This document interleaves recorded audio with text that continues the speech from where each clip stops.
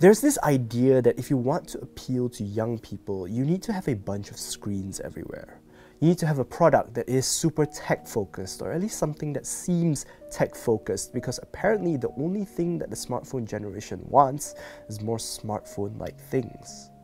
While most of the time these are just novelties that you can largely ignore, where it becomes an issue is when these frivolous appeals happen at the cost of something actually good.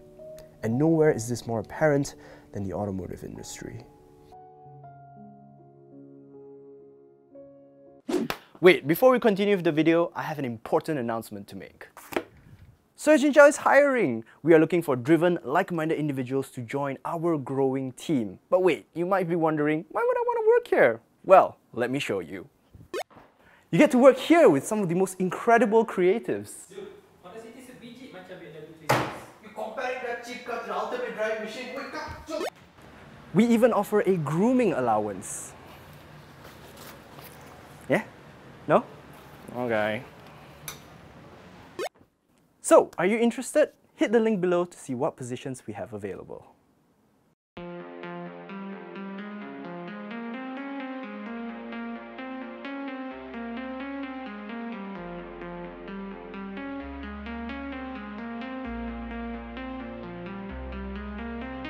This is the new Volkswagen Golf R-Line. The Golf is probably one of the most iconic cars the company makes. It's been around for ages and it's almost universally loved.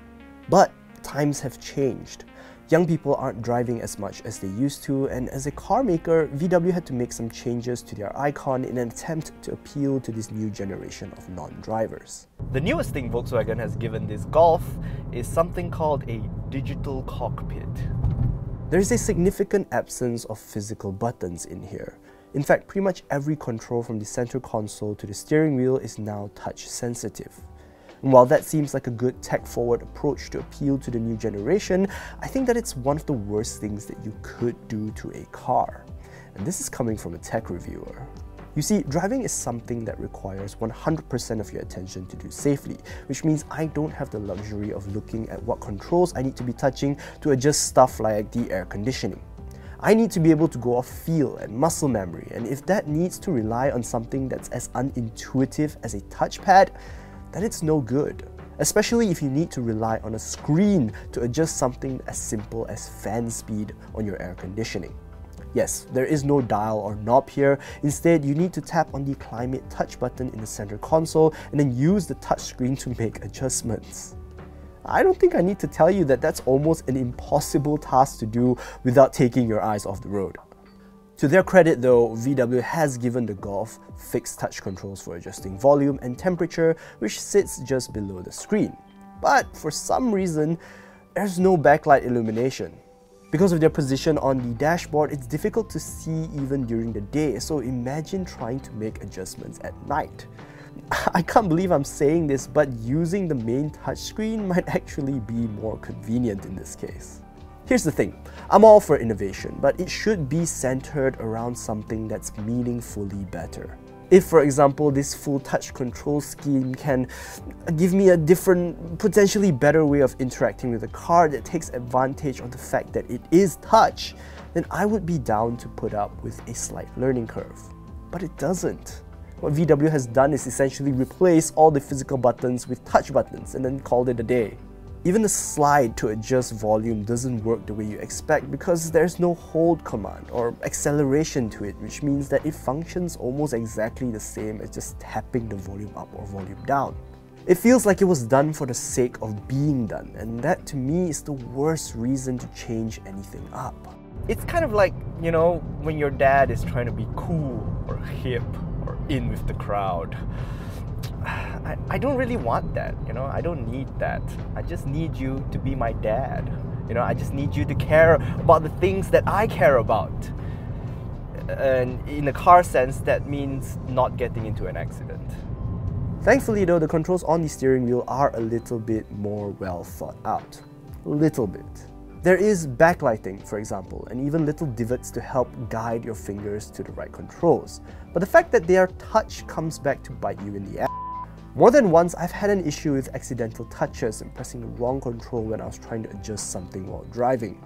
It's infuriating that I need to peel my eyes off the road even to adjust something that's on the steering wheel.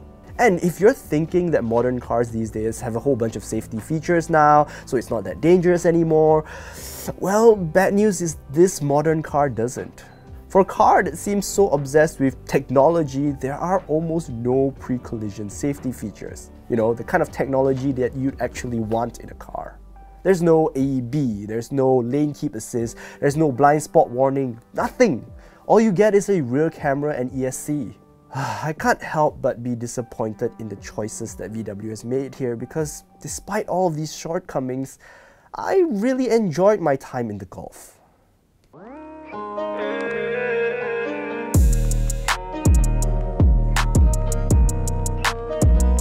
I mean, in my experience, Volkswagen makes nice cars that are nice places to be in. And I can see a lot of this DNA in the Golf once you peel back all the trying very hard to appeal to the young people nonsense.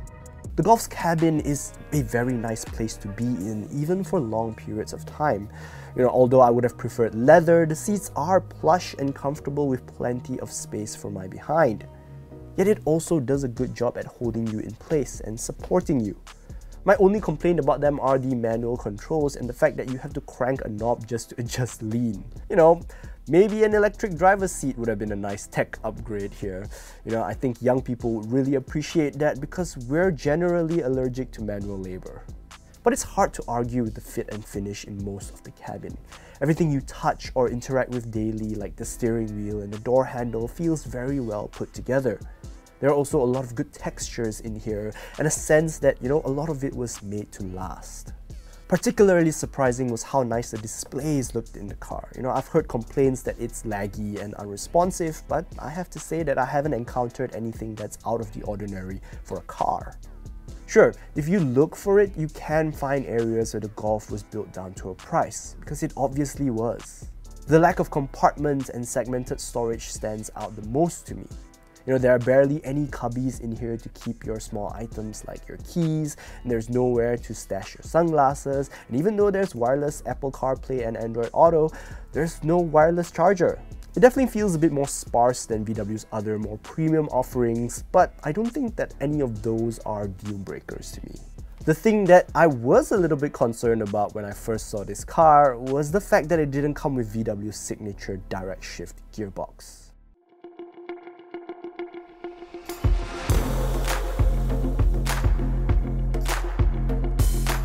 Initially, I thought it would be a big problem because, you know, the DSG transmission is so quintessentially VW that it seemed ridiculous to exclude it from one of your most iconic cars.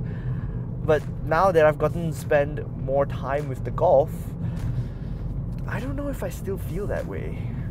This car is powered by a 1.4-litre turbocharged 4-cylinder engine producing about 147 horsepower, and it sends that power to the front wheels through an 8-speed automatic transmission. And it just works. Around town, I doubt any regular driver would notice the difference between this and a DSG, except for the fact that this doesn't judder at low speeds the way VW's dual-clutch transmission does. It shifts really smoothly, and when you want to quickly make an overtake or pull into the next lane, the gearbox is responsive enough to give you the power when you need it. Even when you engage in a little sporty driving in the twisty back roads, this thing holds up. In fact, I like it way more than the BMW 218i's dual-clutch transmission because when you put your foot down exiting a corner, the car actually gives you power. And all of this pairs really nicely with the way that the vehicle was set up. You know, while it's comfortable around town and on the highway, it also feels sharp enough in the bends. You know, there's plenty of grip, which is confidence-inspiring, so it's very easy to have a good time on a nice road.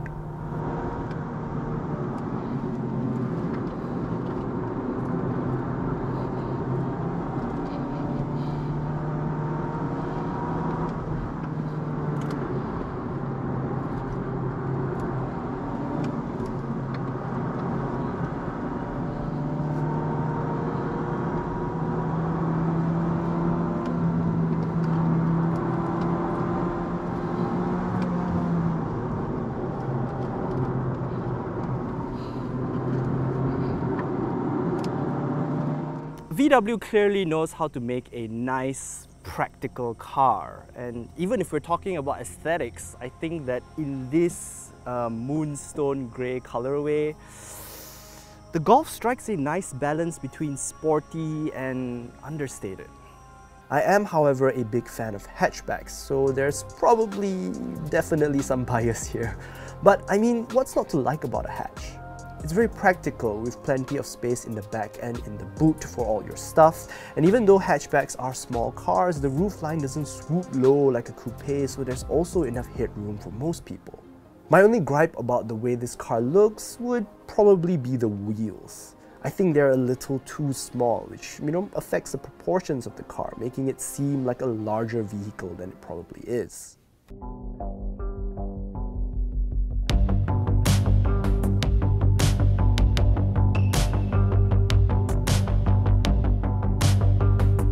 Even though the Golf feels like it's going through its midlife crisis, trying desperately to seem cool to the younger crowd, I don't think you can ignore the fact that Volkswagen knows how to make a good car. It's just a shame that to get to the bits that make it a good car, you have to wade through the entirely unnecessary attempts at revamping the interior in order to appeal to the smartphone generation. Here's the thing.